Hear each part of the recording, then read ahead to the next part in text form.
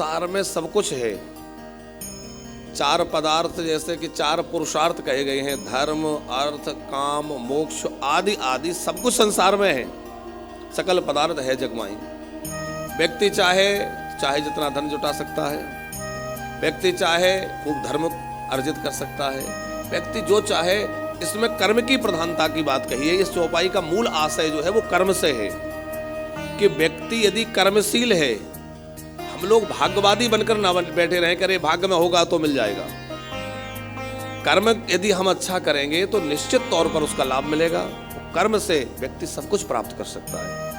अब एक बात उठती है कि भाग्य में किसी के नहीं है, वो कर्म कर रहा है तो क्या उसको मिलेगा?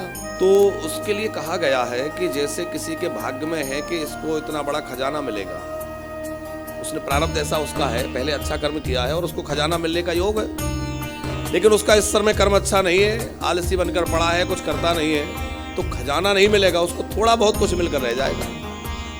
इसी तरह किसी के लिए कोई मान लीजिए दुर्घटना का योग बन रहा है या किसी तरह ऐसा उसका प्रारब्ध है कि उसके साथ कुछ अनिष्ट हो जाएगा, लेकिन उसके कर्म अच्छे हैं, सद्मार्ग पर चल रहा है, तो क्या होगा कि वो घटना तो उसके साथ होगी, लेकिन जहाँ बहुत बड़ी घटना होनी थी वो कर्म के अधीन होकर के कर्म के अनुसार वो बहुत कम अंश में हो जाएगी। और जो एक दिन हमने कथा में भी कहा था कि हमने पहले जो कर्म किए हैं वो आज हमारे भाग्य के रूप में सामने हैं, और अभी हम लोग जो कर्म कर रहे हैं वो हमारा आगे का भविष्य निर्धारित कर रहे हैं। तो हमारे कर्म ही उसका मूल है। हमारे जो भी सुख दुख हैं उनका मूल भी कर्म ही है। जैसे कि मानस में एक जगह और कहा है कि कर्म प्रधान विश्व कर राखा, जो जस करहीं सो तस फल चाखा।